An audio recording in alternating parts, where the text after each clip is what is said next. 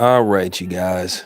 Wanted to get me a stream in right quick. So, I got some time on my hands. Oh, by the way, please do not come in the comment section asking me about 4 Fifth having the Razor Ramona. I could care less. That's his fucking problem, not mine. So please do not come in the comment section asking me what's my thoughts. I don't care.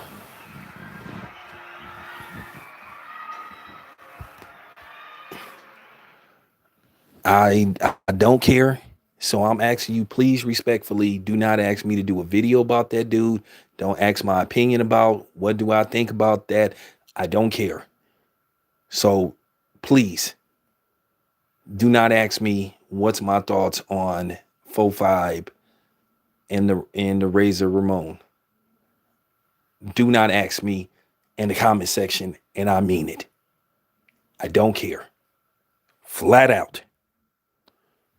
And I repeat this once again. Do not ask me to make a video about it. Do not ask me to talk about it. Because I don't care.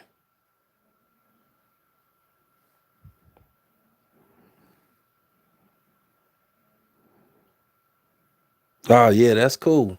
That's cool. That's cool. Good to hear. Like I said, just, like I say, always stay ready, lock and load. You know what I'm saying? So, all right. So, with that being said, let's just talk about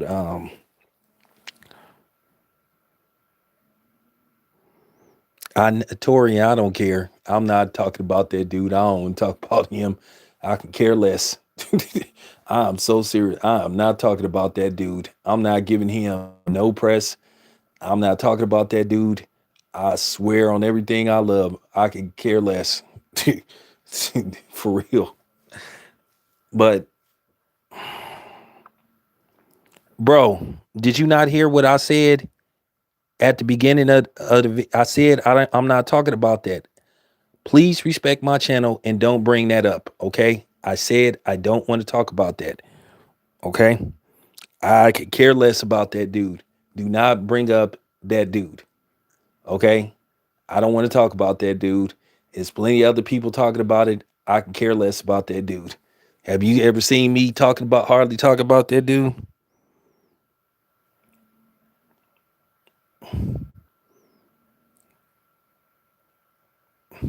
I don't want to have to hey, real talk. Any moderators, anybody bring up uh that dude, put them on the timeout. For real. So you've been warned. Okay? You've been warned. Anybody that come here lately bringing that up, that come late bringing it up, that's a regular. Tell them we not talking about that.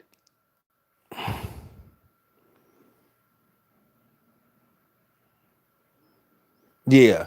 So anyway, as I was saying, okay, so I'm gonna talk some NBA right quick. Talk some NBA, then we gonna get to boxing. We gonna get to the Chalo numbers. I'm gonna give my honest opinion on what they supposedly had did, and I'm gonna be honest about it. I'll get to that in a minute.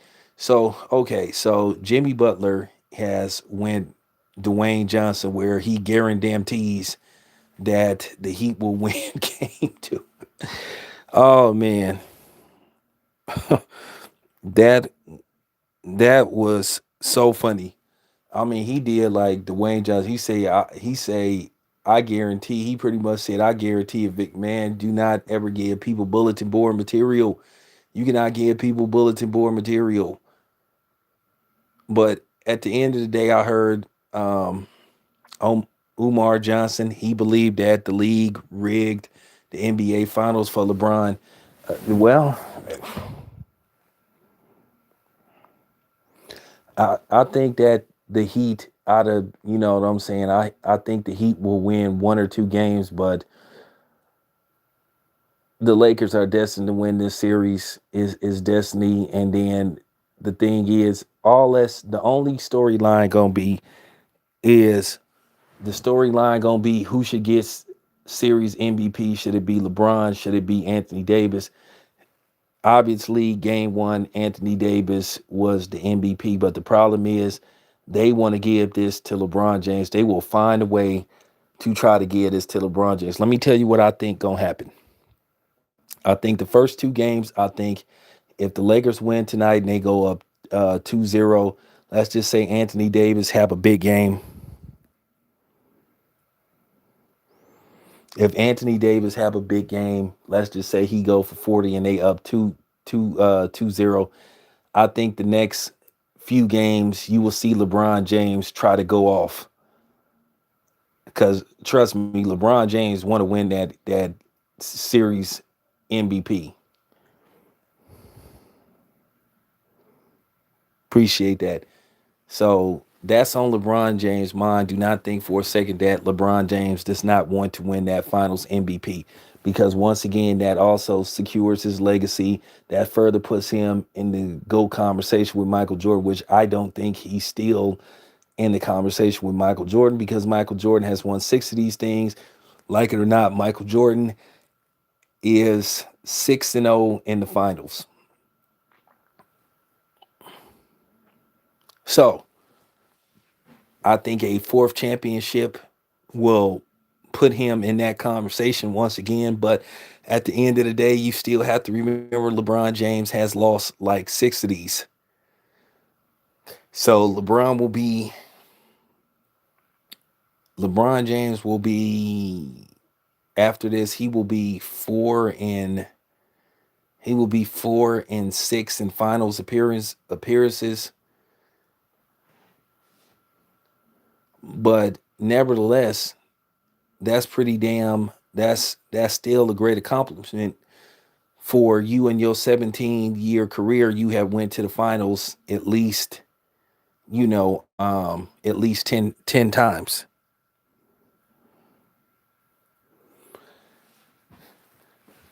Now, keep in mind, LeBron James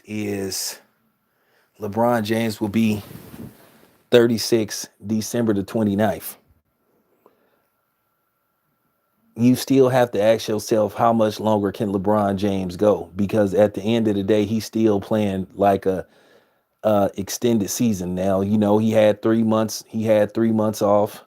They found a way to bring the NBA back, but now this series will be over with by, well, almost going into, depending on how long it lasts, because they're not playing basically one game and then the next game is in three days. Now it's a game every other day because they're in one location. So they're going to try to wrap this up quick, because keep in mind, they have to do the draft, and then they have to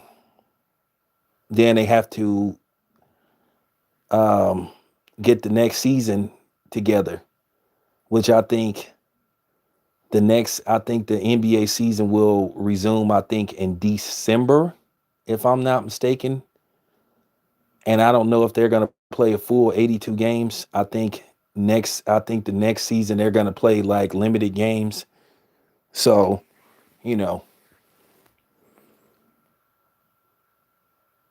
so this is another reason why they're going to try to wrap up the finals as quick as possible. That's why they playing every other day instead of, they play game 1 and then like on a Monday, you don't play game 2 till Thursday and then game 3 till Saturday and stuff like that. Because one, like I said before, there's no traveling.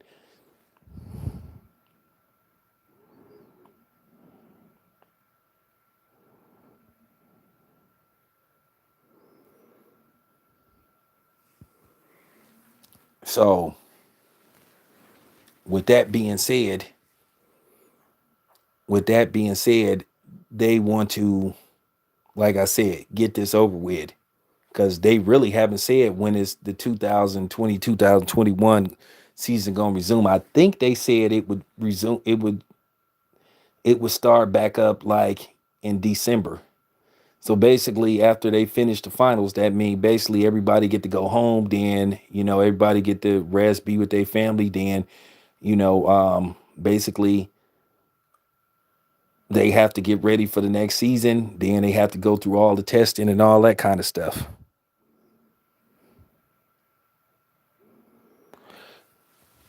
From what I heard, the NBA is going. From what I heard, the NBA is going to do the same thing. They going to do a bubble. But from what I heard, what they may do is they may play the season like in one. They may play the season in Las Vegas or something.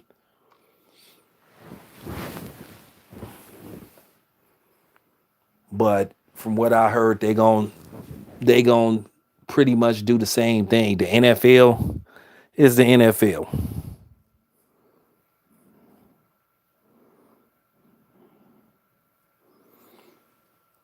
Yeah, LeBron James had me cracking up the other day when he made that shot that gave him 25 points and he's sitting up mugging like he got them back in the game. I was just like, man, stop it, LeBron. Y'all up by like 15, man. You don't mug when you up by like 15, man. You mug when you get them back in the game when you come from behind by like 10 and you like hit a clutch shot to either tie the game or put them ahead, man. You don't mug when you up by like 15. I was like, man, stop it. And I think that's what kind of annoys people about LeBron James because you pick the wrong moments to like start stunting. So, so you like, bro, what you mugging for, man? You up by like 14, man. You don't mug when you up by like 14. Like you didn't like, dude, stop it.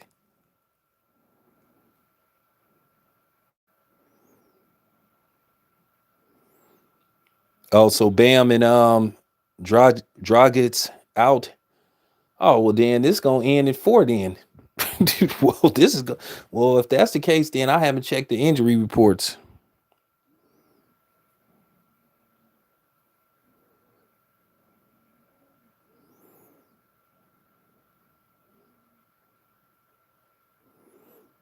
Yeah, I know. I'm gonna get to that in a minute. I'm gonna get to boxing in a minute. Give me a second. I'm gonna get to that in a minute. But yeah, like, well, if Dragic and Bam is out, then like I said, this is gonna end in four. Then five, like worst case scenario. So it's unfortunate for the Heat, but at the end of the day, they wasn't going. The league wasn't gonna let them win this series anyway.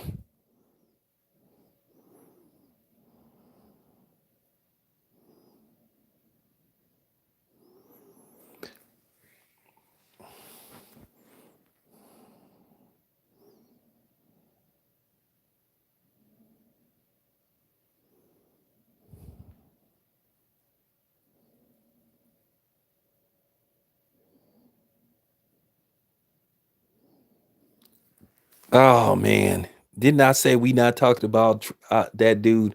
I'm not talking about that dude. So y'all gotta listen, man. I said I'm not talking about like I'm not talking about that dude. So um so like I said before, if if Bam and Dragic is not able to play, then like I say, this series is going it's gonna end at four. And LeBron will have his fourth ring. And like I said, here we go with the gold conversation. And then, like I said, I think it's damn near nothing Anthony Davis could do. I think Anthony Davis could average 50 points in this series, and they still may try to find a way to give the finals MVP to LeBron.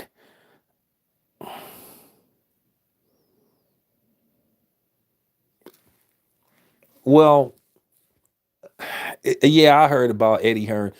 As far I'm gonna say this, and I'm gonna keep it 100.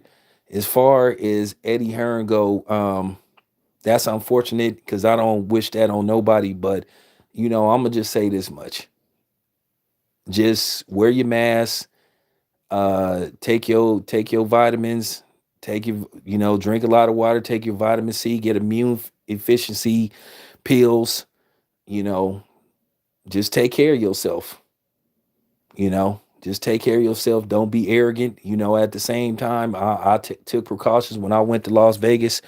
I took a shitload of medication with me. I took flu pills. I took vitamin C. I took vitamin C packages. Minerals. Like I said, I took cough drops. I took throat drops. When I was in Las Vegas, I took care of myself. I don't like wearing a mask, but I wear a mask. Like I said, if it was up to me, I wouldn't wear a mask. But at the end of the day, they say we got to wear these things. But I'm taking care of myself.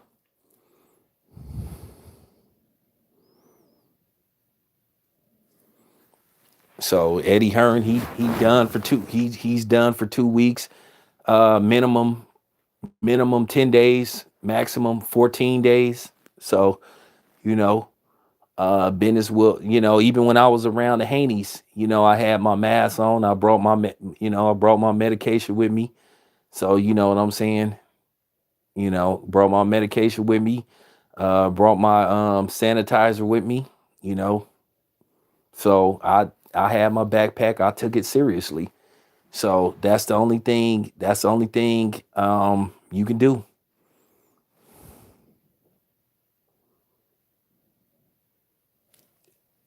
Hey, chill out, man. I chill out. I got this. I'm gonna get to them in a minute. I got this, bro. I got this. I'm gonna get to them in a minute. I got this. So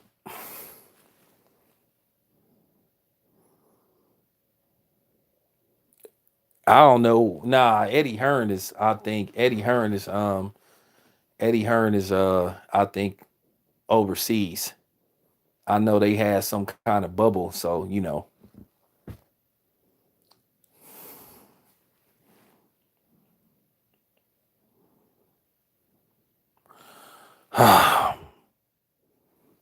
Oh man. All right. Since this dude is playing, we gonna get rid of him. So.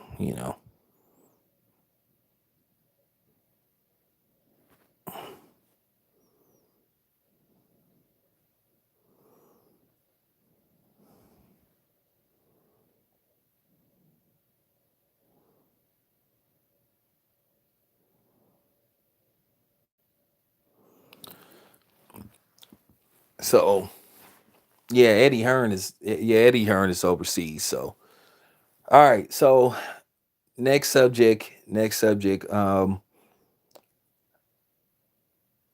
Next subject is they saying the Chalo brothers, depending on who you talk to, that the results are in, and they're saying that the Chalo brothers did it at the very least. They did over 100K in pay-per-view sales. So they say. Now Blue said they did 240,000.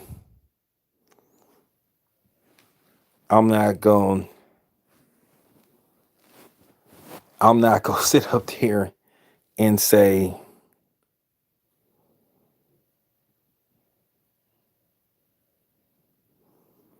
I'm not gonna say that I'm not gonna say that's a lie, but I'm gonna say I think saying 240,000, I just find that highly unlikely because one, that if you're a casual boxing fan, you might know who the you might not know who the Charlos are.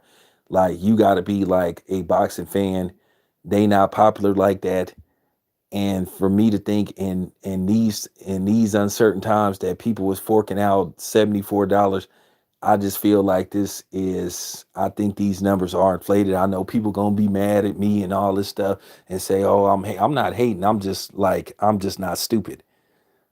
If it did 100,000, that's very impressive. But I doubt highly unlikely that pay-per-view did 240,000.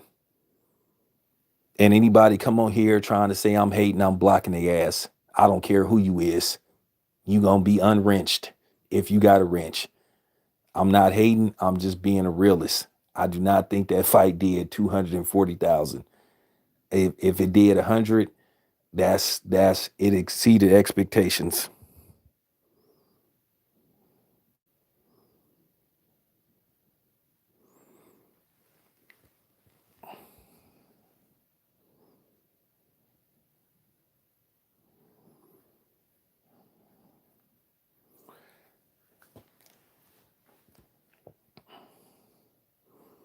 I mean, I'll roll with the 100. I'll roll with that 100, but I don't think I don't think it did those ki- I don't think it did those kind of numbers in these times. Now, keep in mind, let's yeah, I'll get to that in a minute. Now, keep in mind, Floyd Mayweather, his first pay-per-view debut was against Arturo Gotti. Floyd's first pay-per-view was against Arturo Gotti, you know, and that did like around, I think they said it did around 300,000. But you have to take in mind, this was like, this was a while ago. This was like 2002, 2003. You talked about 17 years ago. And pay-per-view back then was only like $50. Okay. So you take 50 bucks versus you take 50 bucks versus 79, 80 bucks. Okay, that's more feasible. But you talked about 80 bucks, set pretty much 74 bucks, 80 bucks, taxes, all that stuff, super high definition. You okay, you just wondering, okay, is those numbers really there? But that's all I'm saying. If they did 100K, that's great. Now I'm gonna get to Jamal Charlo and his next opponent. I just doubt very seriously if he gonna fight Demetrius Andrade, because here's the thing: at the end of the day, unfortunately, boxing is not about the best fighting the best. It's about how much money you can make in a low risk fight. Everybody is doing it. Demetrius Andrade is is a serious threat to Charlo based off style. It's a style nightmare for Charlo, but Charlo, I think his power is the equalizer. But I think Demetrius Andrade could possibly box circles around Jamal Charlo. I think Demetrius Andrade is just waiting for a marquee fight where he could really display himself. I think these fights that he's fighting now, I think he just doesn't get up for those type of fights. And I think sometimes he tries to hold back, hoping that he can get those dudes in the ring.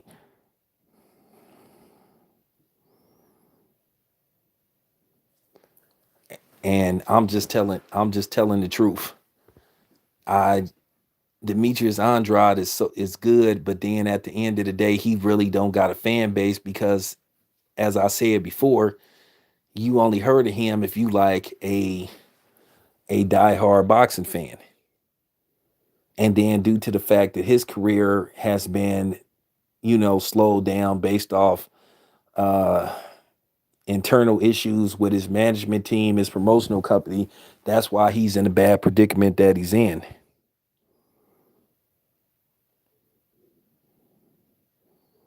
That's why he's in a terrible position, because he poses a serious threat to both Canelo and Charlo. And I'm not saying that Charlo can't beat him.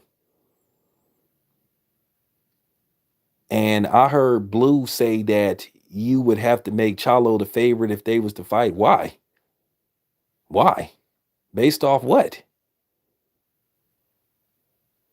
If you go skill for skill, if you really know boxing, and you into gambling, you wouldn't want to make Charlo the favorite. You might could make him a slight favorite, but not a heavy favorite. Or it should be, you might would have to make Demetrius Andrade the favorite because of his skill set. So I don't know how true that is.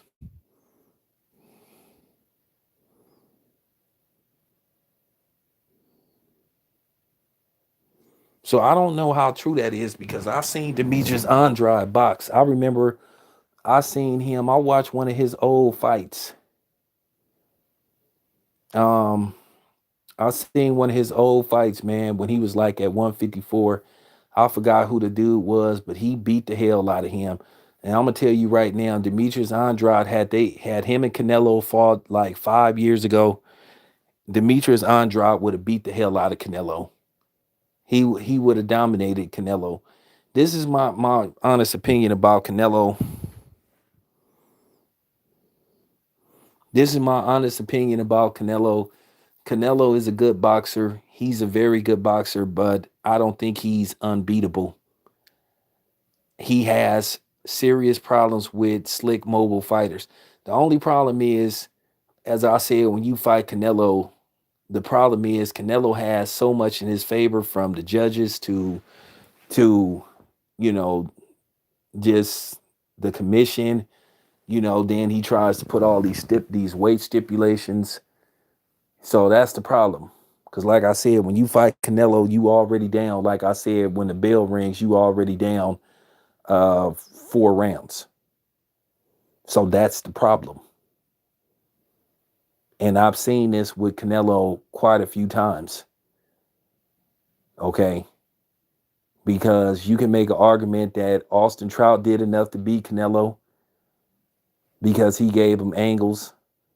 He did catch, Trout and drop him, but Trout continued to box. And then they fought in Texas, and then I think around the 6th round, they had the judges' scorecards, and they just had Canelo just like way ahead, and I was like, okay, here we go. I say, here we go. So that's the problem, and that's the problem. All right, Jay, that's the damn problem. It's just too. You just got so much against you when you fight Canelo.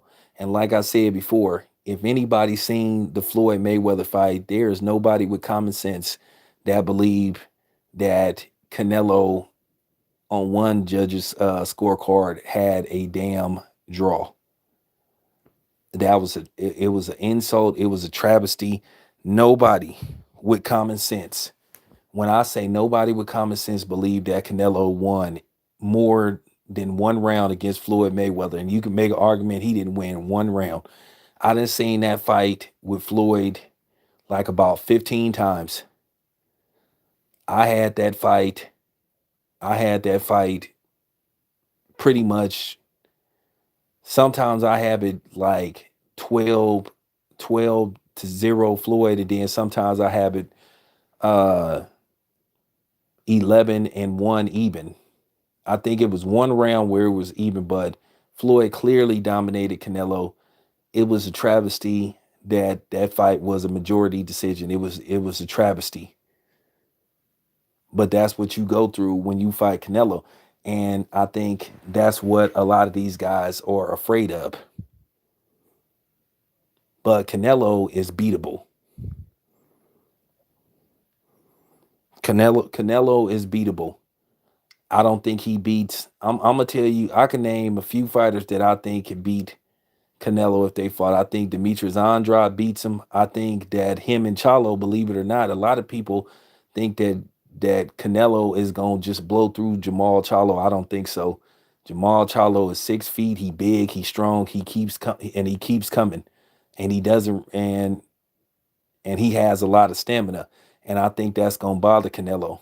I think the late rounds, if Canelo hasn't hurt Jamal Chalo, I think he would be in deep trouble. And then when people say, "Oh, well, Canelo is gonna go fight Jamal Charlo on the inside," okay, well, then that's gonna open up opportunity for Jamal to possibly land that uppercut. Because when Canelo is trying to dig, is when Canelo is trying to dig to the body, Jamal is gonna try to hit him with that uppercut, and then hit him over the top with a straight right. And I think Jamal could hurt Canelo.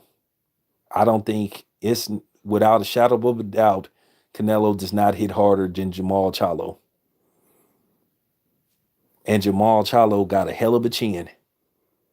Because I'm gonna tell you right now, if you really watch that Sergey Kovalov fight, Sergey Kovalov was toying with Canelo that fight, and I'll go on record to say it. I think the fight was rigged.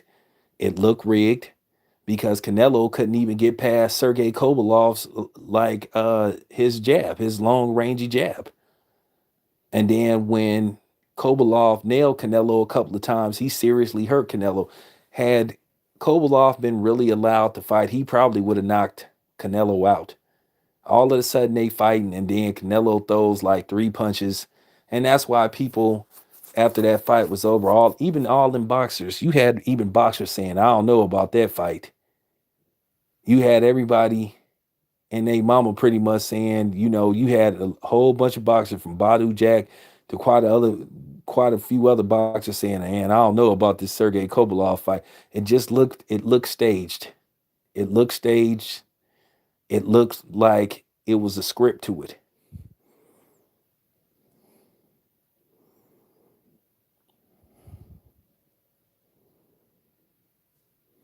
It looked scripted. I said it. I went on record and said it.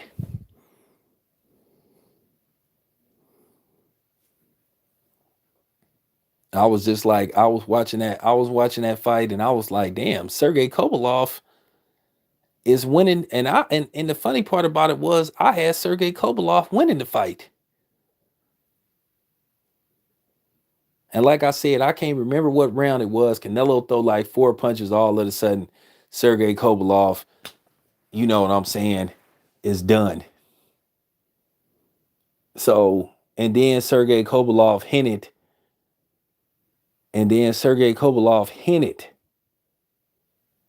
that that fight wasn't on the up and up.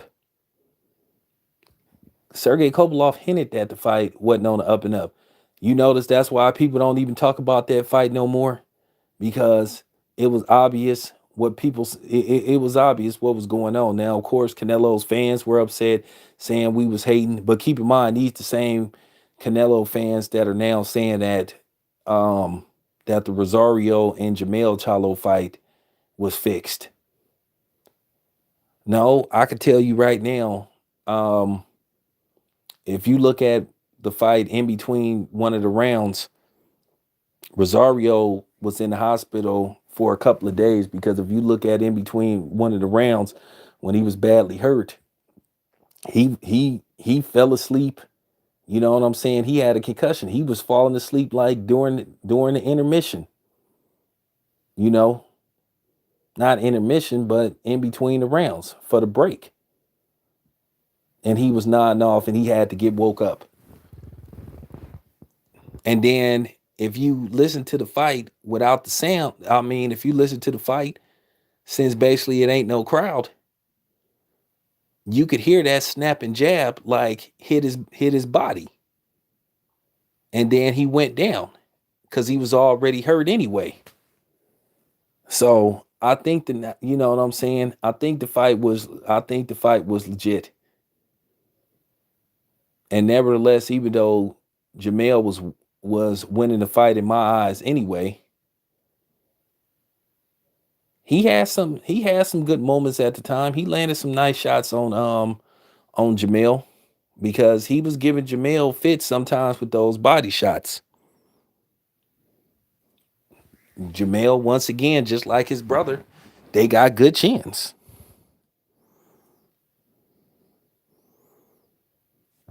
I don't I no, I'm just saying it's amazing.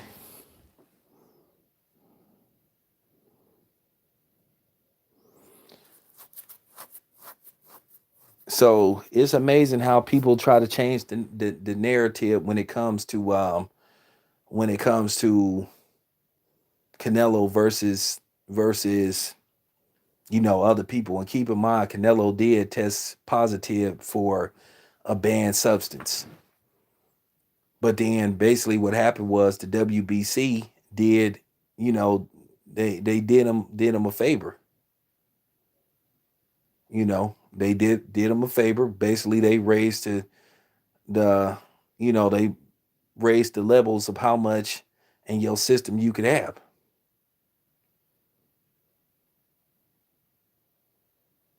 So they did him a favor. So now, depending on how much you have in your system, it's not a positive test. So you mean to tell me they They didn't do him a favor. Exactly. But as I said before, um, getting back to the Chalos numbers, if they say, Mike Coppinger said that it did like 100,000, then somebody else reported it did 240. Like I said, I think it's reaching to say it did 240,000. What's up? I think it's reaching. I think you doing some serious reaching by saying that it did too. And I know people gonna be mad at me, but ask me, do I give a damn?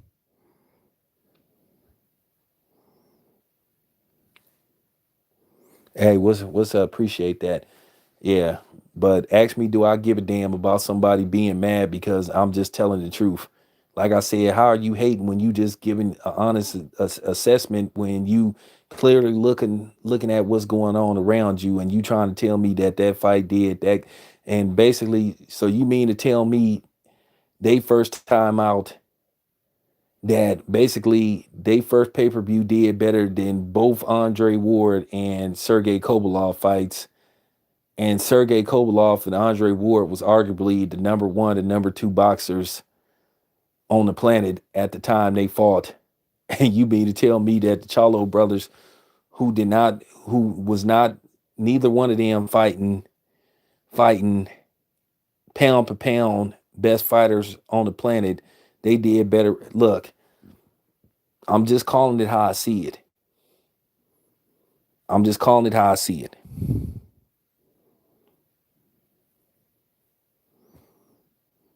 And that's another thing. You had a UFC card on at the same time. So that's why I'm saying I'm not stupid, man. I'm not stupid. I know what's up. All they gonna do is when they see this video, all they gonna do is say, don't ever give him no press credentials. So I don't care. That's all they gonna do. Now I know it's gonna be some people that's gonna get on here cheesing with the Kool-Aid smile, acting like this is the greatest thing they ever heard, which, like I said, I don't think for one second, like I said, this fight did 200,000 pay-per-views. Mike Coppinger already said it did 100. And then, like I said, that's another thing. You went up against the UFC. Well,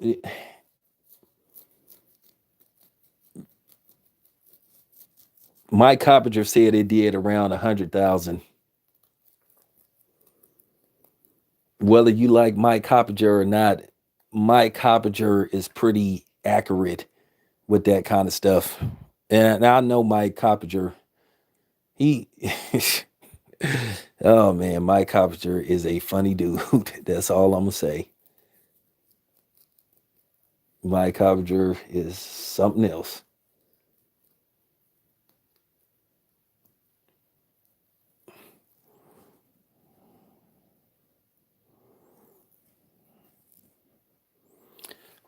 Well, that's what I'm trying to say.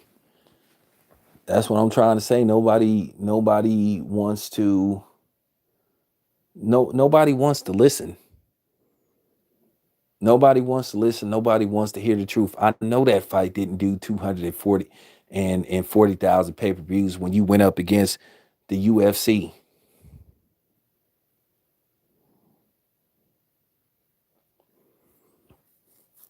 He went up against the UFC. You had two pay-per-views on that day. So I'm just telling the truth. Like I said, I already know that you're gonna have some of the PBC apologists gonna come on here with their Kool-Aid smile, like, acting like this the greatest joy that they ever seen. But we all know, we already. I mean, let's be realists here, man. Let's be realists. I'm not speaking bad I'm not speaking bad on the PBC, but I'm just telling the truth. I told you I'm not on nobody's payroll, and I'm not finna sit up here and perpetrate a lie to my audience. You had two pay-per-views on. So basically it come down to a choice. So I'm just saying, and keep in mind, you still have 35 million people out of work. You think they thinking about a damn pay-per-view? I'm just keeping it 100. And then this fight had next to no advertisement. I didn't even see one commercial. So I know that I'm telling the truth.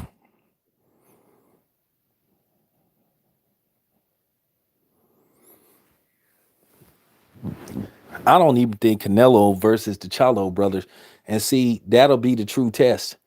I bet you money, even if they try to fix this and they try to like do something, I'm telling you right now, Canelo versus Jamal ain't even gonna do 240,000. You might could get out of that fight. You might in this time, you might could get hopefully 170. Hopefully, you might could get 175.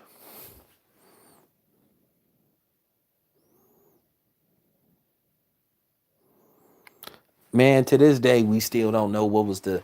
To this day, we still don't know what was the actual numbers for both Canelo and Triple G fights.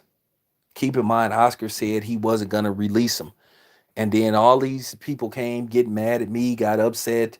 Of course, they was Hispanic. Like I give a damn about that. Like I'm supposed to I'm supposed to be scared or something because you telling me, oh well, Canelo, man, I ain't worried about nobody talking shit over the internet. That stuff don't bother me. I'm not worried about that. I'm just keeping it 100. Oscar himself said that he wasn't going to release the actual pay per view numbers for both fights. So Showtime, I already know that. I've been trying to tell people Canelo ain't that big of a draw because once again, outside of boxing, do you really know who Canelo is? Look, I'm gonna keep it 100. The casual, because I didn't, you know, when I was in my lift, when I was coming from Bill Haney's house, when I was going back to my hotel room, and I was just talking to the dude, I was just telling him, yeah, I came from a famous boxer's house, and you know, and the only boxer that the dude knew was Floyd Mayweather and Manny Pacquiao. He didn't say no Canelo because I'm gonna be honest with you, the average casual boxing fan don't even know who Canelo is. So that's why I didn't understand why Canelo got that huge deal with the zone. Like him signing with the zone was gonna bring in millions of subscribers.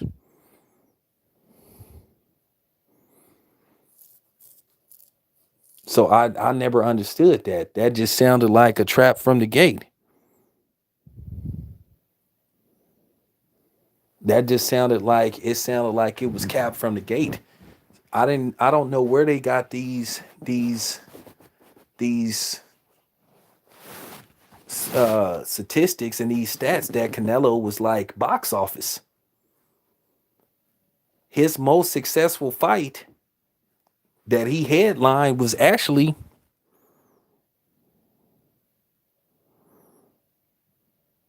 yeah, he did fall off.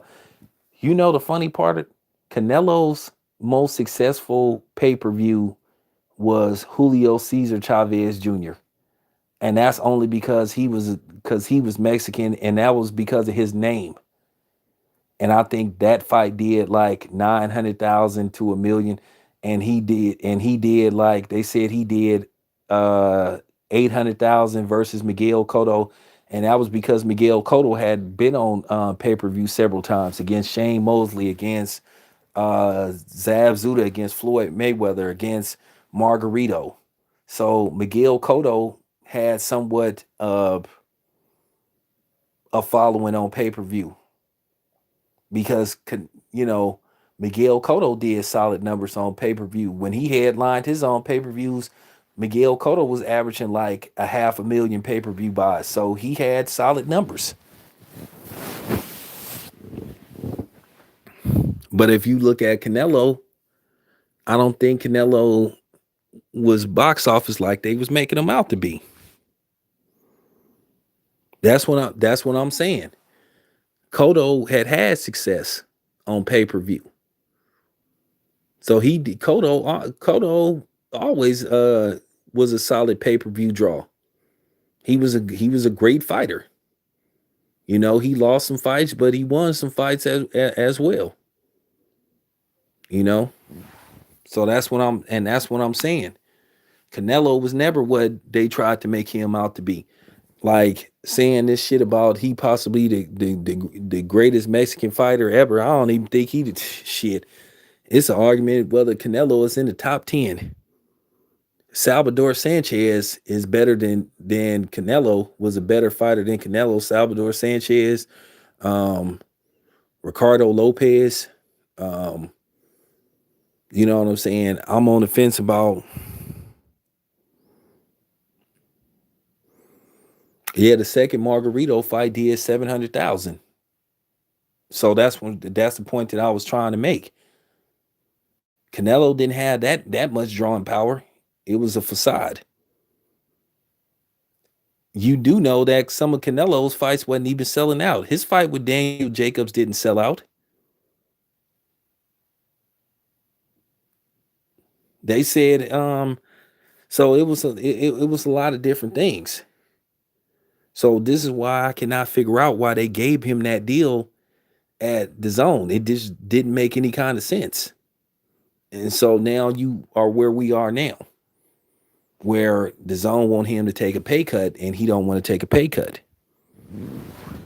But at the end of the day, well, who does he want to fight? Because this dude that they saying that he's gonna fight, I wouldn't exactly call that an ideal opponent. And like I keep saying, Canelo is a good fighter, but he's beatable. He's been beat.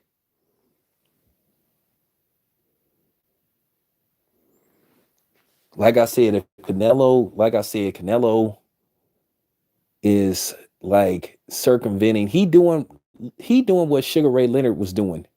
Like when Sugar Ray Leonard came out of retirement, that's what Sugar Ray Leonard was doing. He was maneuvering around these weight classes. So he talking about he gonna move up to cruiserweight or heavyweight. Like I said before, who the hell is Canelo gonna fight at 5 feet 7.5 at best 5'8"? Who Canelo gonna fight at heavyweight? And that he actually can beat. He can't beat. Like I said, he can't beat. He he can't beat Uslick. He can't beat Joe Joyce. He can't even beat none of them dudes. Who he gonna fight? Wilder. He fight Wilder, he gonna get his head, like I said, he fight Deontay Wilder, he gonna get his head knocked off. He fight Anthony Joshua, he gonna get his head knocked off. So like I said, who the hell is he gonna fight at heavyweight? So when he said that, he said, I'm like, okay, you capping, bruh. Canelo, just stop it, man. Who you gonna fight at heavyweight? What, a bum? You gonna pull somebody, you gonna pull somebody out the boxing catalog that we ain't never heard of, and then you want us to accept this as being a heavyweight fight? Like I said, like I said, we gave we gave Roy Jones Jr.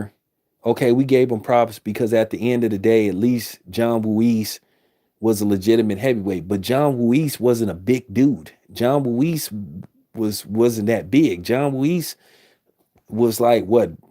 I don't know. Somebody look up what was John Ruiz's height when Roy fought him. And Roy, so okay, Roy beat him, but he had a belt. But Roy wasn't finna go fight people like at the time. He wasn't finna go fight the Klitschko's. He wasn't finna go fight Lennox Lewis. That would have been suicide. But we gave him credit because he fought it okay, and it was fine. Now I will say this much: James Toney versus Evander Holyfield was a lot more impressive. Was a lot more impressive than Roy Jones Jr. versus Ruiz. Keep in mind, even though even though Evander Holyfield was way past his prime, way past his prime, but James Toney beat the brakes off Evander Holyfield. Evander Holyfield was a former undisputed heavyweight champion. Okay, so James Toney's victory versus Evander Holyfield was way more impressive than Roy Jones Jr. versus John Ruiz. But at the end of the day, it was still a good name on Roy Jones Jr.'s resume. But Roy wasn't stupid enough to try to fight the Klitschko's and Lennox Lewis and those, Michael Grant and those giants up there, Galata. He wasn't stupid. Okay, there you have it. So, okay, Roy is 5'11", but John Ruiz wasn't that big of a dude. Okay, you had David Tua, who was like maybe 5'10", but he was huge. So that's all I'm saying. Roy wasn't fighting nobody like Rahman, and that's what I'm saying. So once again, who is Canelo gonna fight at 5'7"? At 5'7" at heavyweight, when most of the average heavyweights is like 6'4" and up. So who he gonna fight? That's what I'm saying when he said he want to challenge himself. You ain't challenging yourself unless you go fight Wilder, Anthony Joshua, Tyson Fury, and we know Canelo's not gonna win any of those fights. Canelo would get seriously hurt. And when I say he would get seriously hurt if he even remotely considered trying to step in the ring with Deontay Wilder. When I say it would end bad for Canelo, it would end bad for Canelo. When I say that if Canelo tried to fight Anthony Joshua, Tyson Fury, you know what I'm saying? Like people like that, Deontay Wilder, that's going to be his last fight at heavyweight. That's going to be the last time you ever see Canelo. So I'm asking y'all, please don't get sucked into having people try to sell y'all this idea of Canelo fighting at heavyweight. Canelo is capping. He capping big time.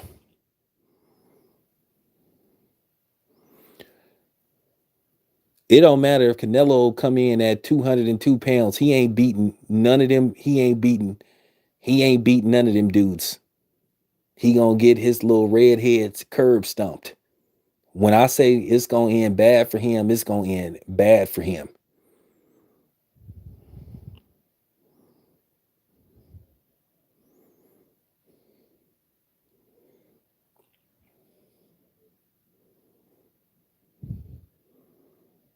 Canelo on his best day.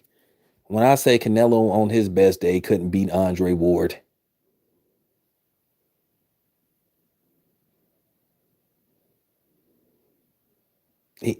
I mean, I'm serious. On his best day, he couldn't beat Andre Ward, and I already knew that they wasn't going. Knew they wasn't going to set up a fight like that. Canelo would get mollywopped by Andre Ward.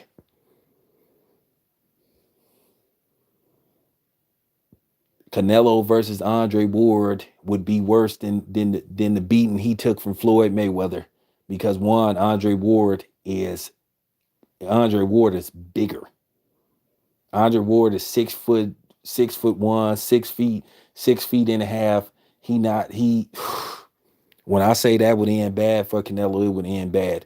Like I say, I'm not worried about no delusional Mexicans coming on here thinking that Canelo got a chance against Andre Ward. When they even was talking about that fight, I asked Andre Ward. Andre Ward laughed. Andre Ward thought that was a complete joke.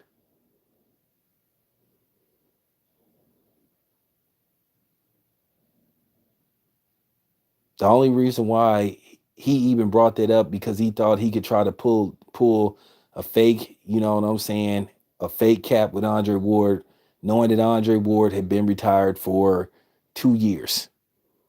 But that would be just like him to try to call himself trying to fight a former pound for pound fighter who had been retired. And Andre Ward already said he wasn't coming out of retirement.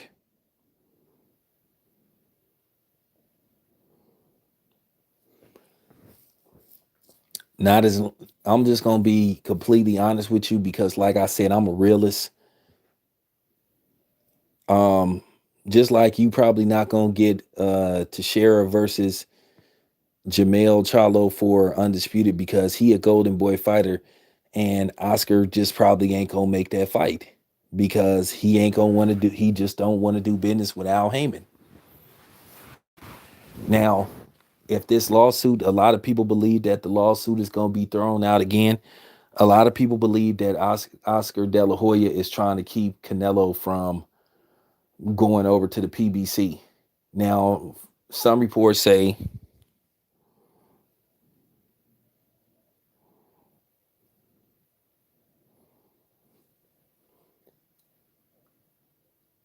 so. What's going on is Canelo is hearing his name ringing, and he is considering the PBC. He feel that there's some fights, some people that Al could throw him in there with some solid competition to where he could make some money. Like, I don't think he gonna win all the fights. I don't think Canelo can beat. This is just my honest opinion. I don't think Canelo can beat Caleb Plant or David Benavides. I think those would be some really tough fights for Canelo due to the fact that David Benavides is one of the most offensively sound fighters out there. Then Caleb Plant is right now he a very skillful fighter, and he would give Canelo angles, bad looks. He got good footwork, and Canelo is kind of flat-footed.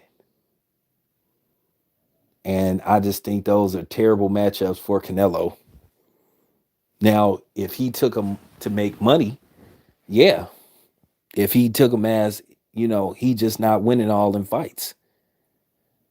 I don't think that Canelo would blow through Jamal Charlo. I just don't.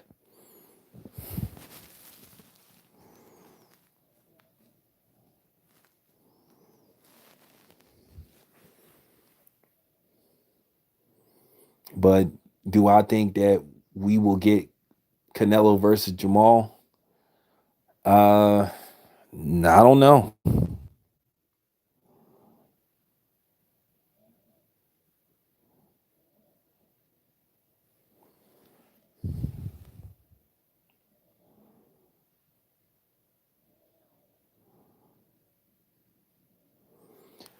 Yeah, PBC has a way better roster.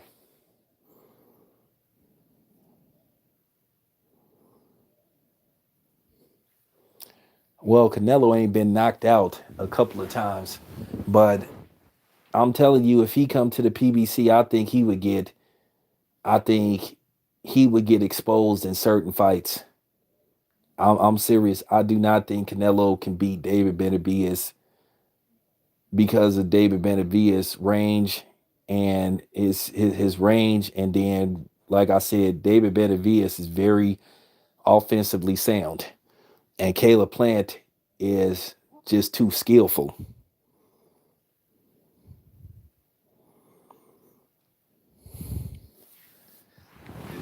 I'm gonna be I'm gonna be I'm gonna be completely honest with you. I think I think had Canelo fought Shane Mosley when Shane Mosley might have been like a couple of years younger, I think that Shane Mosley would have beat Canelo.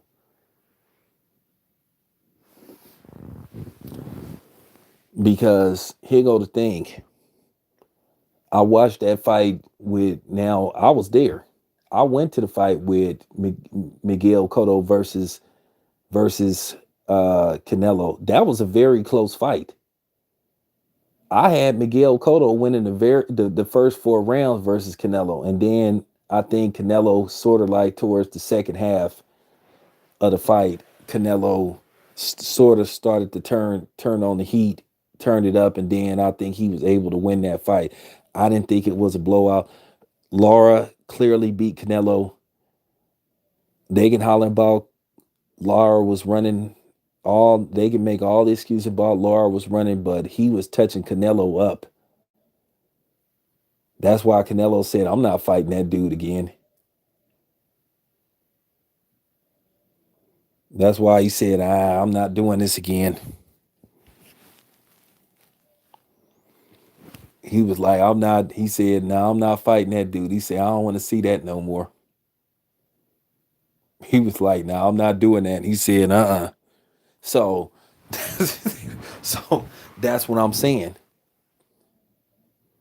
That's what I'm saying. Canelo ain't got an unbeatable, he ain't got an unbeatable style. That's what I'm trying to tell you. He's not winning. Okay, let's be completely honest. Let's be completely honest. You put Canelo in the ring with you put Canelo, let's just say Canelo's next fight is against, let's just say, okay, we gonna give Canelo his next few fights. Let's just say, okay, Canelo, your next few fights is against Demetrius Andre, Jamal Charlo, Caleb Plant, and David Benavides. You trying to tell me that Canelo wins all four of those fights? You can you sit up here with a can you sit up here with a I mean for real, can you sit up here and honestly tell me that Canelo is winning all four of those fights? To me, he probably loses all four of those fights.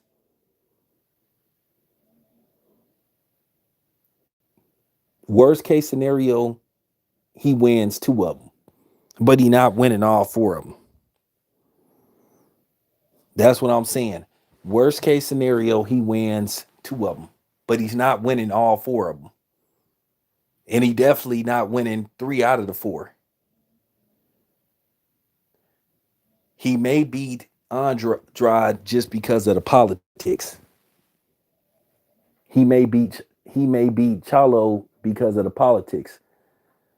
But I think David Benavides would unleash such an offensive offensive clinic on Canelo to where even the judges wouldn't be able to give Canelo rounds.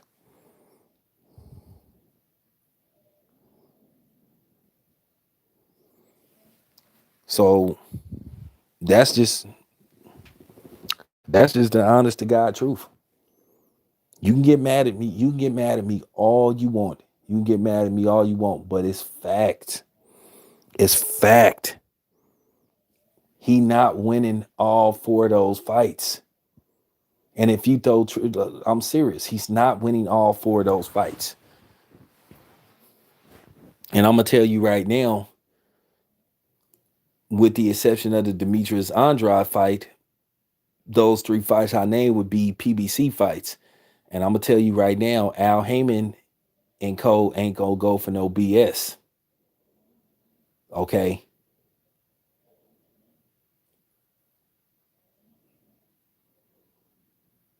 So just tell me where I'm lying.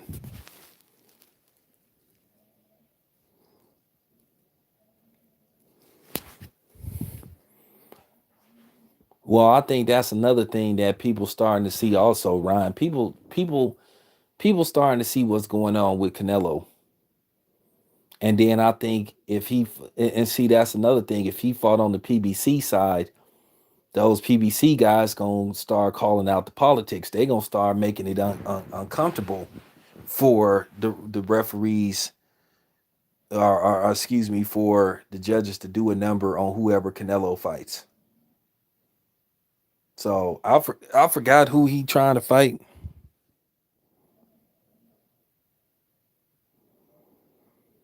Oh well, we already know that Al Heyman love his Mexican fighters. I'm not saying that he's gonna put Canelo on a pedestal, but what I'm saying is Canelo gonna win all them fights?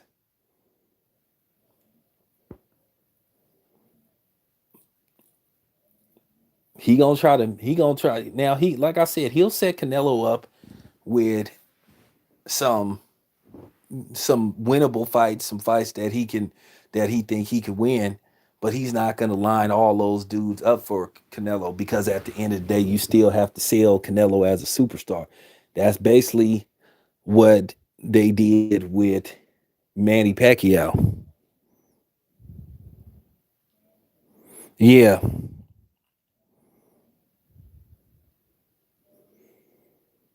well, with Leo Santa Cruz. It's a travesty what he did with Leo Santa Cruz. It's a travesty that he protected Leo. And I want to say this. I want to make this very clear. And I want to make this very clear. As you guys know, when I covered boxing, I met Leo Santa Cruz. I met his father. Leo Santa Cruz is the nicest. When I say he is the nicest person that you would ever want to meet, but Al has protected him. And I'm disappointed that you had a lot of people.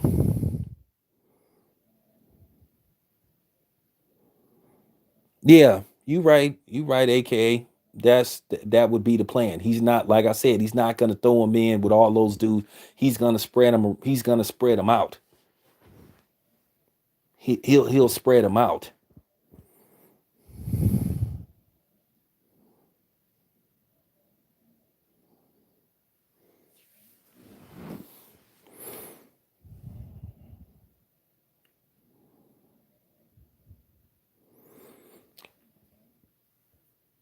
Well, see, that's why Canelo is at odds with them. See, here's the thing. This is what people see. Here's the confusion, right? This is what people don't want to. This is what people. I'm glad y'all understand what's going on. See, this is the confusion that people love to say and pull with Canelo. When it comes to Demetrius Andrade and Chalo and Caleb Plant, he tried to handicap Caleb Plant, and I don't blame. Now his Canelo's remedial fans will say, "Oh, well, Caleb Plant ducked him." Nah, he tried to have an unfair advantage. Caleb Plant was already coming off a fight, and he basically tried to get Caleb Plant into a position where he wouldn't have a full camp. He tried to basically handicap him, and that's what Canelo is known for doing. He was trying to handicap Caleb Plant, and anybody with common sense knew that's what he was doing.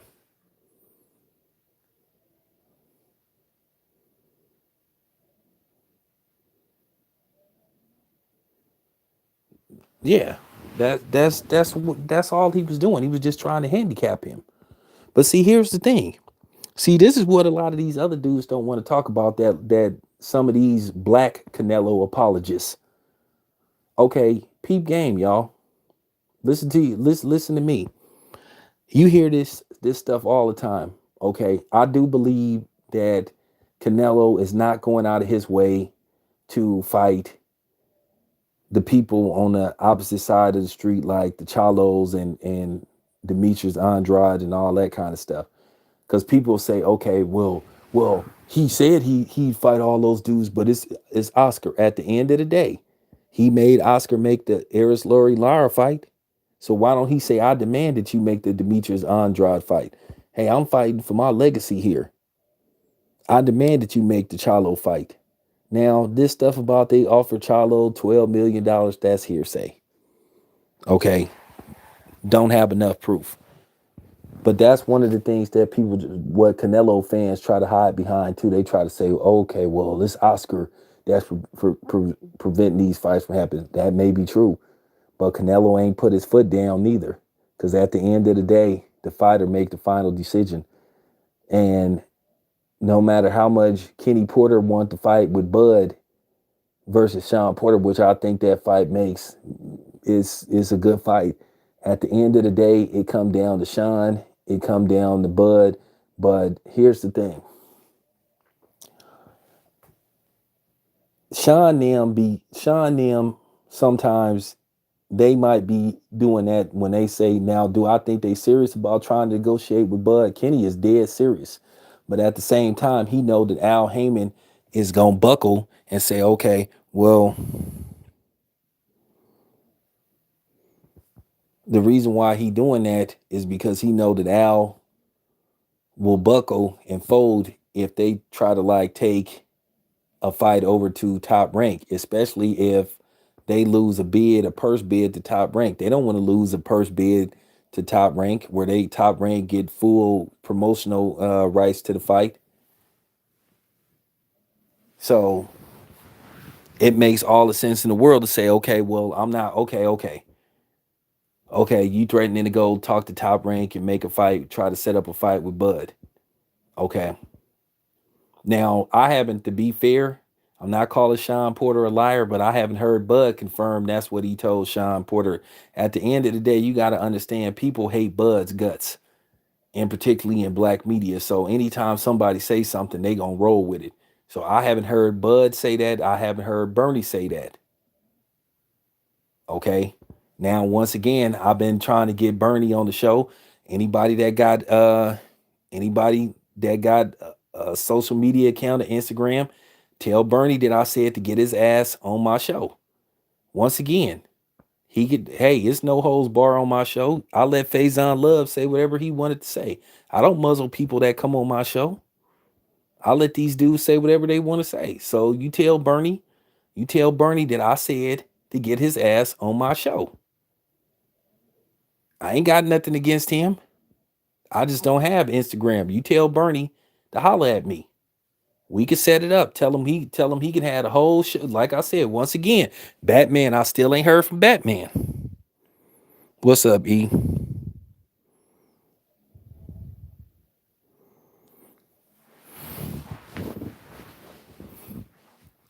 So,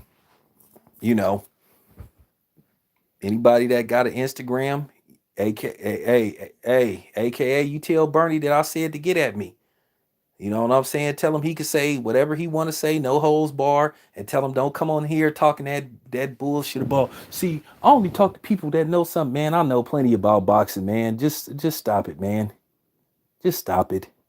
I don't even be trying to hear that stuff, man. I don't even be trying to hear that stuff. Just and another thing, don't fall in love with some of these dudes that say, I'll fight professionally and all that kind of stuff. So I mean, so what? So what? I know plenty about boxing. If I didn't know nothing about boxing, then I wouldn't be getting interviews with these people. If I didn't know nothing about nothing, why would these dudes waste their time interviewing with me? If I didn't know nothing about boxing, why did I do a whole hour interview with Bill Haney? I went to the dude's house. Y'all saw that interview. I didn't do no phone calls. I went directly to that man's house. There you go. Bars. So once again, if anybody knows Bernie, you tell Bernie to get his ass on my platform. Once again, since like I told you, since these dudes are always accusing us of trying to make money off of them, you know what I'm saying? I won't monetize the video if you don't want me to. But then again, these niggas don't be telling DJ Blad not to monetize the video. Cause he monetized everything. Y'all don't tell Joe Rogan not to monetize nothing. So, once again, and Bernie know who I am, but he better not be talking that crazy shit. He be like, I don't play that shit. And I'm telling any of you boxing niggas that's listening to this this stream, don't make no threat towards me. Don't be talking that stupid shit to me. Don't make no threats towards me, because I don't play that shit. Okay? So I'm telling y'all now, don't be talking about you gonna slap me. I promise you, you won't slap me. And if you do, that will be the last slap that you ever attempt to attempt to do on somebody. So I'm just telling y'all now, don't be talking that about me. Okay? So I'm letting that be known. So like I said before, once again, to Bernie and anybody else, if you want to come on my platform, you more than welcome. Still ain't heard from Batman yet. Still ain't heard from Batman, but whatever. I ain't gonna, still ain't heard from him. Offered to give him the whole show, still ain't heard from him. But once again, you saw me interview, Bill Haney right from his house. I was right at that dude's house. And by the way, he has a nice house. That house was A1. A1.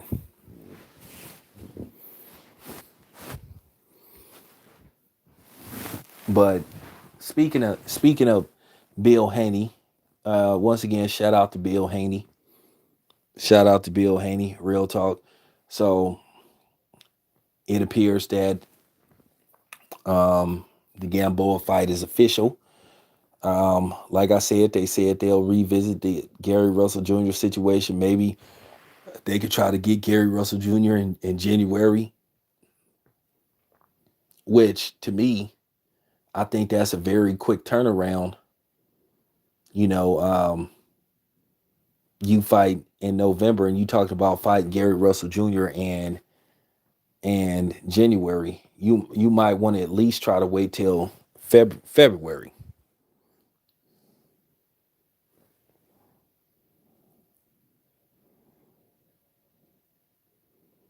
Wait, what are you talking about? Batman only. Wait, what are you talking about?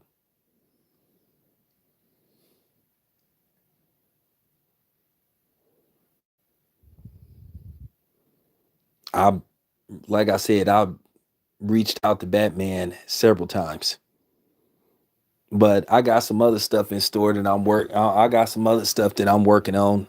Like, I don't want to jinx it, but I'm working on some big stuff. So, you know,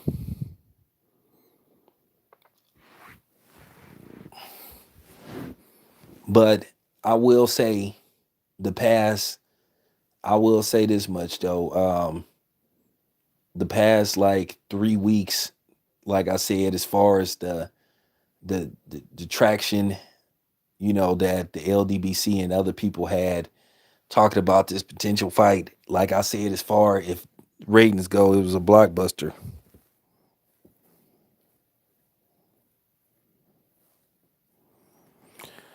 Well, I am part of the LDBC. I'm one of the original ones. So why wouldn't he talk to me? But at the end of the day, that's okay. Just because I have a difference of opinion on certain stuff and I'm a free thinker don't mean that I'm not part of them because I'm one of the original dudes. I was with them before all these other niggas came along. Okay. Which, like I said, I made that very clear. I don't rock with everybody that be hollering about the LDBC. Okay. If they know who they are. And I made that abundantly clear. It ain't that I got anything against them, but you know what I'm saying? I had, a certain circle with the brothers in the LDBC I rock with, and then there's some that I don't rock with. So I'm just keeping it a buck. I mean, I'm just keeping it a buck. So I don't know why Batman wouldn't talk to me because he know I'm part of the LDBC. Do I think it did well? Well, I need for you to define well. So in this basically in this time frame, if it did 100,000, which some people are saying it did, that is a success. But I'm getting all these different reports that the Charlo fight. Some people said it did under 100,000. Some people said it did 100,000. Some people saying it did as much as 240,000. So, like I said, it basically come down to who do you believe? Who do you believe? Okay, I'm just saying, who do you believe? So now like I said, you got to understand. You have some people when they heard the 240,000, they are like PBC extremists to where they're gonna try to argue with you to the T about how successful the fight was. Like I said before, my own personal opinion, I don't believe that it did nowhere near 200,000 when you had a UFC fight on. And I'm not hating. I'm just being a realist. And that fight was not fixed between Rosario and Jamel Charlo. But that's like I said, once again, getting back to that, that's what I'm saying. People always try to change the narrative when it comes to the brothers. Like I said, that's why I don't talk to a lot of these clowns. Like I said, if I was one of these dudes that entertained, I like the little circle that I have. I know mostly all my regulars. Okay. I know who I'm dealing with and stuff.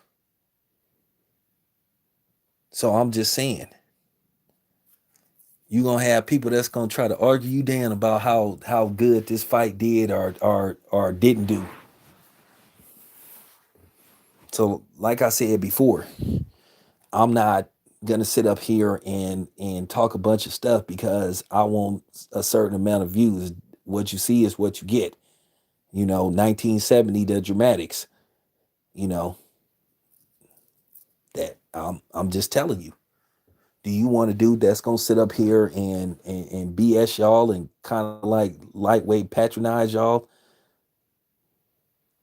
and sit up here and like lie to y'all and pander to y'all because you want to hear certain things? That's not how I roll. That's not how I do.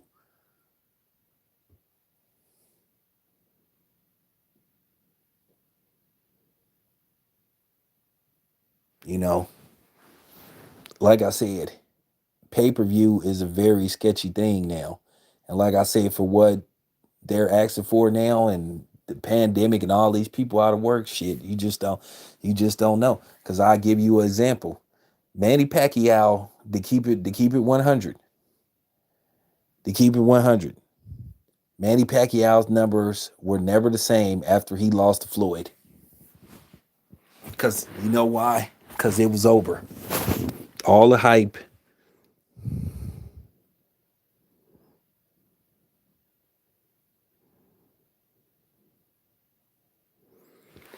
Well, they gonna start back to having crowds. They're gonna start back to having crowds. Cause I already told you at the end of the day, despite what's going on, I don't think nothing's gonna change. Cause at the end of the day, it's just coming down to money, and it's just people just like, oh well. Now this thing been going on for 7 months now. Now people just like they in the oh well stage. Okay, I'm to the point I don't even get scared no more. Okay, I'm dead serious. At the end of the day, it come down to the almighty dollar. I'm just like, oh well, this shit been going on for 7 months. Okay, so it's like, oh well. So people to the point to where life just gonna go on. Like I told you, like I told you, they finna start. I'm just telling you right now, they finna just start making y'all sign waivers. They gonna start making y'all sign waivers to go in certain places. They gonna just start open. Eventually, they just gonna start gradually opening stuff up. It's just gonna get to the point to where we in the oh well stage, because at the end of the day, they can't keep sheltering people and keeping you isolated and stuff. Because at the end of the day, people still want to live their normal lives and stuff, or the new normal, as they call it. People don't like being under restrictions. Okay, so like I said before, the waivers are coming.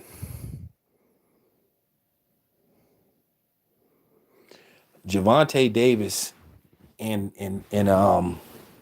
Leo Santa Cruz, from my knowledge, is going to San Antonio. Okay. And they're gonna have a live crowd. Devin Haney versus Gamboa is going to be in Hollywood, Florida at the Hard Rock Cafe, which I think the Hard Rock Cafe franchise as a whole got bought out. I think they got bought out by a European company.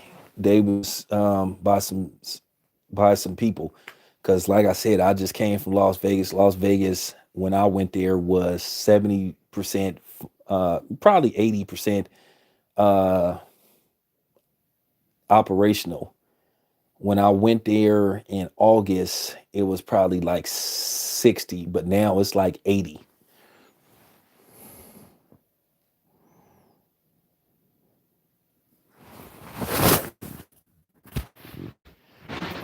Javante Davis be having too many problems. That's what's up with him. He got too many eternal issues. Now hopefully he didn't work on them. I just want to tell you guys, I'm just keeping it 100. Leo Santa Cruz is real close with Al Heyman. Okay. I'm just forewarning y'all. I know they saying Tank Davis is training to land monster shots, and basically he training to stop Leo Santa Cruz.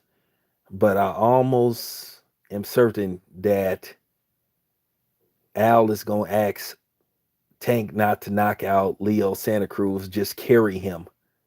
Just basically just carry him, but do enough to win the fight. They're gonna make sure Tank win the fight because from what I've heard, the winner of Tank, Leo Santa Cruz, is probably going to get Gary Russell Jr. So that's why Gary Russell Jr.'s name been ringing now. So basically, this will be another fight that they're going to throw on pay-per-view. Tank versus Gary Russell Jr. will be a pay-per-view fight. See, I'm just giving y'all the real.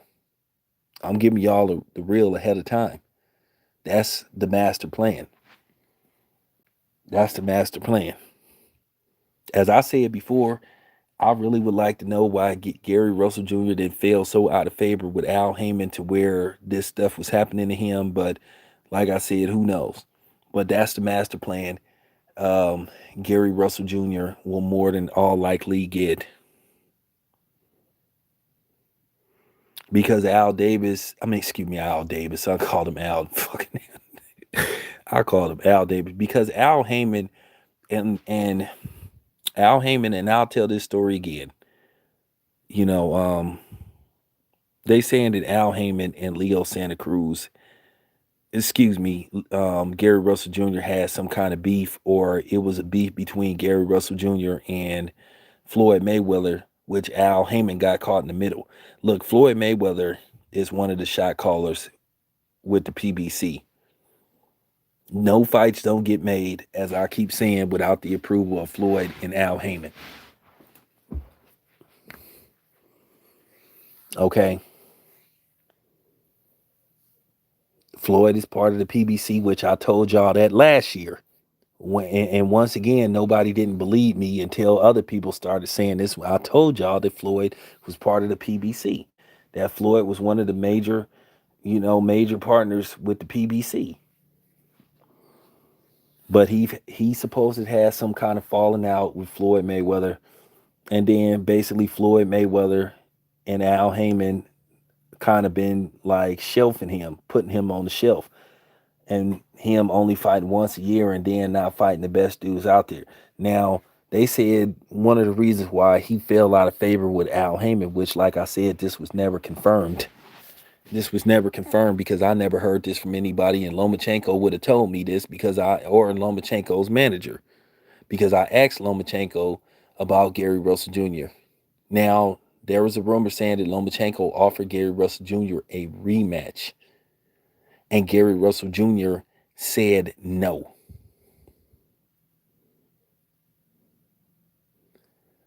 That they said, okay, they'll run it back with Gary Russell Jr. Al Heyman presented it to Gary Russell Jr. and he said no. And they said that Al Heyman got real pissed at Gary Russell Jr., but I don't know how true that is, because I never heard that. Because keep in mind, I covered Lomachenko's fight last April, and I asked Lomachenko's manager, the Russian dude. He basically didn't say anything. I asked him about Gary Russell Jr. Lomachenko and his team said, we're moving on from that. They didn't say nothing about, well, because they would have jumped at the chance to try to call themselves, basically trying to put a black man on blast and trying to humiliate him. They would have said, well, hey, we offered him a rematch and he didn't take it. They just said, hey, we're moving on from that. But they said that they felt like they beat him decisively, and they said they moving on from it. They didn't say nothing about we offered him a rematch and he said no. So I didn't hear that from them. So if I didn't hear that from them, then I'm going to assume that that's not true, because they would have told me, or they would have said something about it, or Bob Arum would have said something by now. You know, Bob Arum loves saying that kind of stuff. So this is why I don't believe that's true. But there is something that then went on between Gary Russell Jr. and Floyd Mayweather. And it's been happening for forever. But I think now everything might be copacetic because at the end of the day, it's time to give Gary Russell Jr. some kind of legacy fight, some kind of marquee fight. Fighting guys like King Tug and Johnny Gonzalez and all those type of dudes.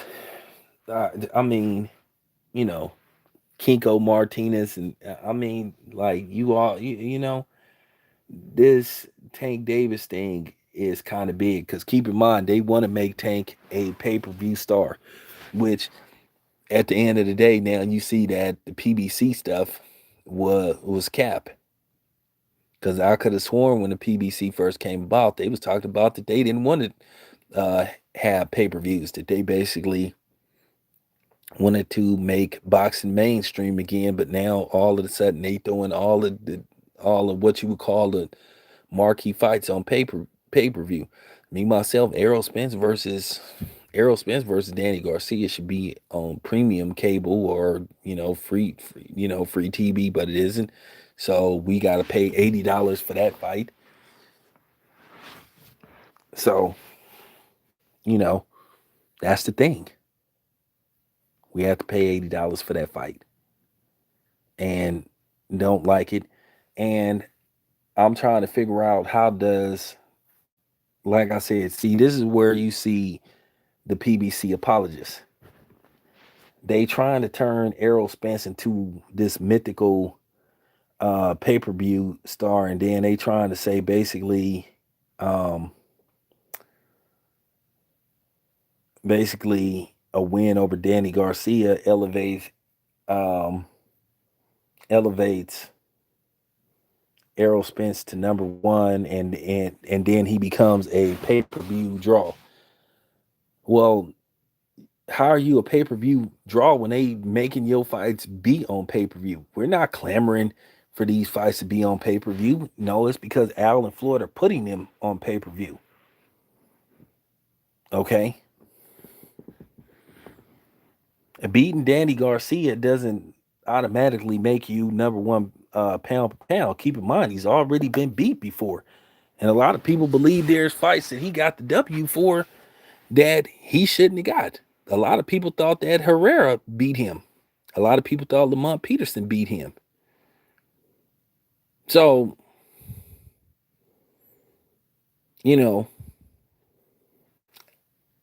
people gonna try to suck y'all into that and try to get y'all to believe that's gonna be factual when it's not factual. Once again, that's gonna be by opinion. Like I said, Danny Garcia arguably should have possibly 5 losses on his record. So, just keeping it a buck. All right, you guys. Appreciate y'all listening. I'll be back in a little bit, maybe later on today. This your boy Town Biz. I'm out.